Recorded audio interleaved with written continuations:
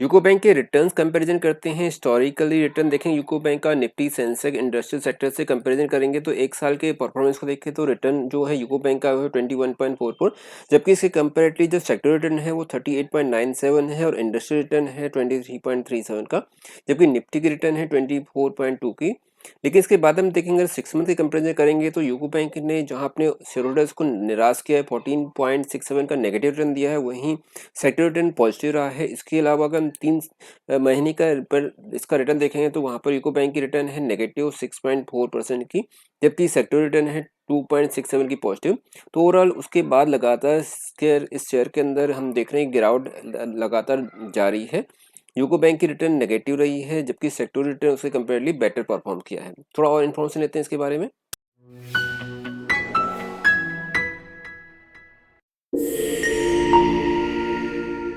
UCO bank PSU sector का bank है और आने वाले समय में मुझे लगता है कि इसके अंदर अच्छी रिटर्न मिल सकती है। अगर हम इसके चार्ट को देखेंगे तो चार्ट के हिसाब से मैं देखेंगे यूको बैंक पी सेक्टर का बैंक है और इसके चार्ट को हम एनालाइज करेंगे और देखेंगे कि शेयर का प्राइस अपने हाई से गिरता हुआ काफ़ी नीचे आ गया है, यानी कि इसमें अच्छी खासी करेक्शन हो चुकी है।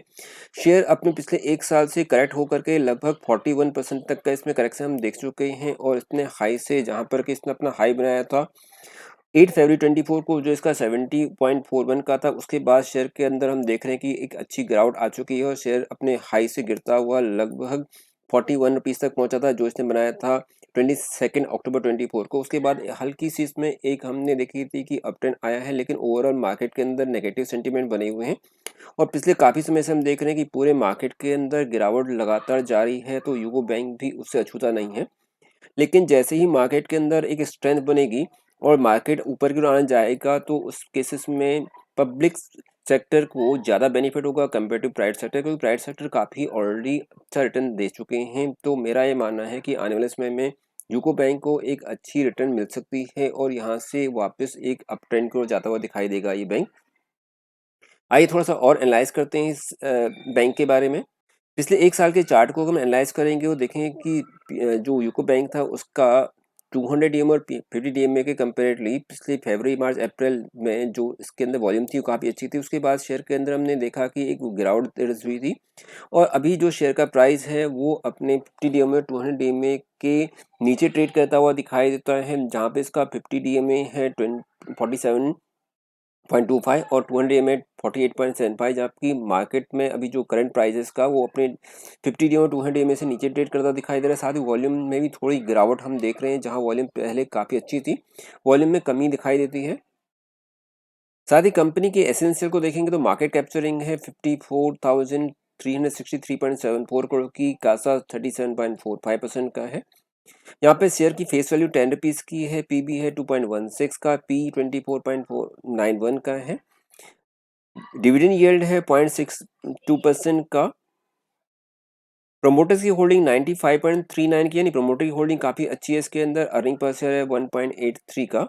साथ ही बैंक के पीयर कॉम्पिटिटर को देखेंगे तो यहाँ पर PNB, Indian overseas bank, Canara bank, union bank of India, Indian bank, bank of India, central bank, ये इस कंपनी के पीयर कॉम्पिटिटर हैं। लेकिन यहाँ हम देखेंगे कि जो यूको बैंक है इसका अभी जो मार्केट कैप्चरिंग के कंपेयर देखेंगे तो इसका जो प्राइस है काफ़ी अच्छा है, 45.47 का डिस्काउंटेड रेट पर ये हमें मिल रहा है अभी शेयर। एक नज़र डालते हैं कंपनी के प्रॉफिट लॉस पर। तो प्रॉफिट लॉस में कंपनी के रेवेन्यू की परफॉर्मेंस को देखेंगे तो लास्ट जो 22, 23, 24 को हम देखेंगे, जहां पर 22 के अंदर कंपनी की जो रेवेन्यू थी 14,981 करोड़ की थी, मार्च में ये बढ़कर के हो गई, 23 के अंदर बढ़कर गई 17.651 की।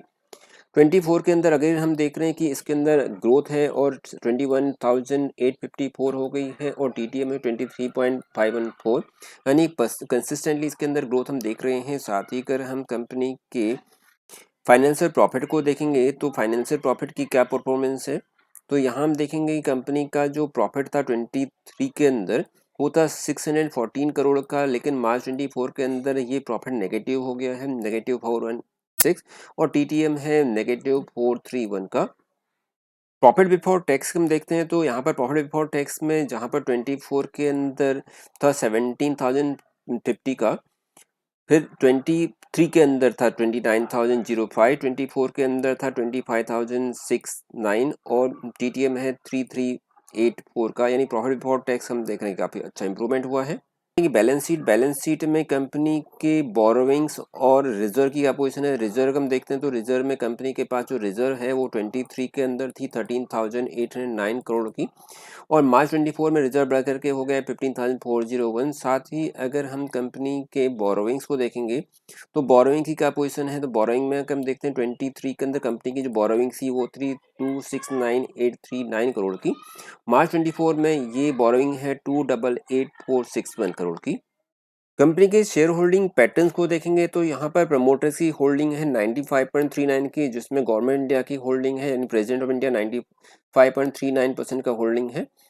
इसके अलावा जो प्रमोटर्स की पब्लिक की होल्डिंग है 3.25 की होल्डिंग, अगर हम देखें अदर्स की 1.3 की, और म्यूचुअल फंड के अंदर इसकी होल्डिंग है 0.08% की। वापस आते हैं अपने चार्ट पर, तो मेरा मानना है कि यहाँ से इसमें एक अच्छा रिवर्सल पॉसिबल है, और शेयर के अंदर हम देखेंगे कि जो शेयर है अपना नीचे से थोड़ा ऊपर की ओर आता दिखाई देता है, क्योंकि ऑलरेडी इसके अंदर अच्छी खासी करेक्शन आ चुकी है, तो यहाँ से एक अच्छा रिवर्सल हम देख सकते हैं। तो यदि आप इसमें इन्वेस्टमेंट करते हो तो मेरा मानना है कि जो उसका शॉर्ट टर्म टारगेट होगा वो 53 रुपीज़ के आसपास हो सकता है, 45 रुपीज़ से बढ़कर 53 रुपीज़ का। साथ ही आप इसमें 42 रुपीज़ का एक स्टॉप लॉस लेकर के इसमें इन्वेस्टमेंट कर सकते हैं। 53 रुपीज़ का इसका शॉर्ट टर्म टारगेट होगा।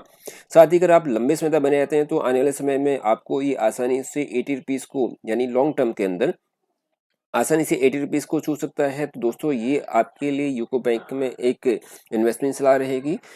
साथ ही किसी भी शेयर्स में इन्वेस्टमेंट करने से पहले आपको उसके सभी रिस्क एंड रिवॉर्ड को जरूर जान लेना चाहिए, उसके बाद ही आप में इन्वेस्टमेंट करना चाहिए। दोस्तों यदि आपको ये जानकारी अच्छी लगी तो प्लीज़ मेरे चैनल को लाइक और सब्सक्राइब जरूर कीजिए। Thank you for watching.